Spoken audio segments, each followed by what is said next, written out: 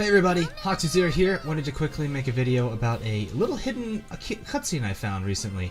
I'm not usually one who finds these kind of things, but I thought it'd be something that would be kind of useful. Or, I wouldn't say useful.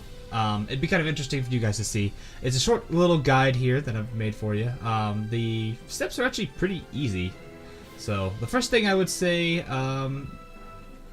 well, you know what, let's just get into it. How about that?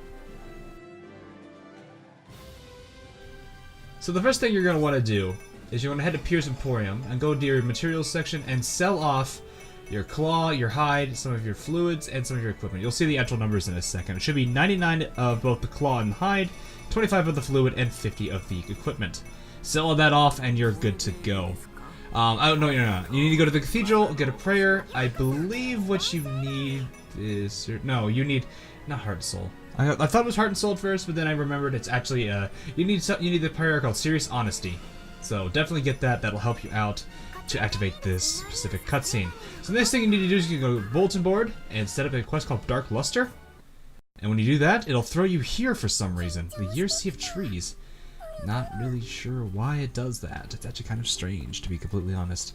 So, I messed around here a few times. The dungeon is basically like the standard Year of Trees, or Year Sea of Trees dungeon. In which, the one thing you do need to do here is instead of killing everybody, you just need to kill the mushroom type enemy. So this blue guy right here, and later on you'll see a little bit like an orangish green kind of color, type. But, one of the reasons why I am currently playing alone is I don't want my teammates, the AI teammates, to attack anybody else, since they will do that and they could potentially ruin the activation of this cutscene. You have to only kill the mushroom people. That's what has to be done. It's the only thing you can do. So it's best probably to go solo. I guess you could probably go solo the entire thing of this. It's actually pretty easy to do. But once you're done with that, you'll reach the end of the dungeon. Nothing usual changes here, but the actual Dark Luster boss happens right as soon as you enter here, so right about the time I get into here. I did struggle with this. I'm not very good with turning in this game. So, yes, I get to the actual fight here. It is a little bit long, so I did went ahead and just sped it up a bit. Really, it's the standard Dark Luster fight, so you want to take out the red guy and probably ignore the other dudes. I don't know. You do what you want to do with this. I usually just kite them around and just kind of treat them like the cattle that they are, and then eventually just completely annihilate them, because Rom is fair and balanced with her awakening skill. So yeah, once the red guy goes down, really there's no reason to be around there anymore. You pretty much complete the mission. You could continue on. Oh yeah, there was the quest clear. So that tells you that there's a weird activation thing. But yeah, you get thrown in here after you try to go to town. Does that make sense to anybody? It doesn't make sense to me. It's weird. You know? Kind of weird. I don't recognize this map, and plus there's no actual map display. I actually tried to press the pause to view the map, but it just gives you this error. So, wandering around this was fun. You might want to go see if there's a map for this. I'm sure there is. But really the main focus is once you figure out your way around here, you're looking for a specific monster. There was a lot of talk about a giant metal doggo, but it's not that one. It's actually this guy right here with the halo.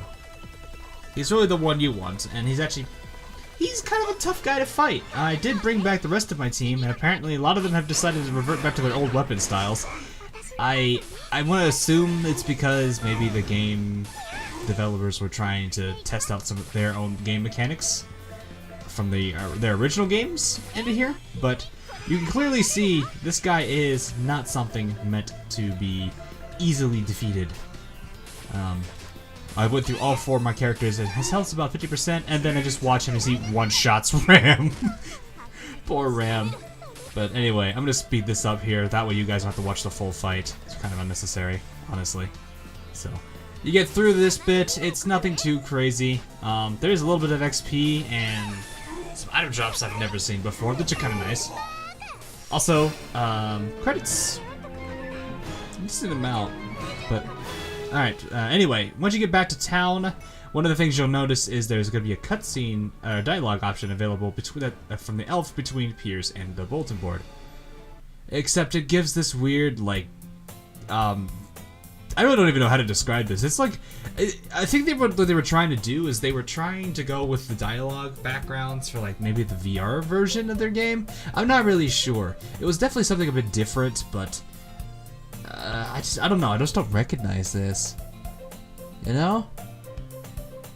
And plus the music was all off. It was like it was corrupted or something.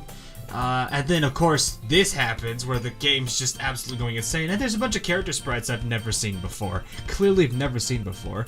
And it looks like the game's about to crash. Don't worry, give it a few seconds, and the game actually will trigger the next cutscene that you're actually meant to see, which is the secret that I found.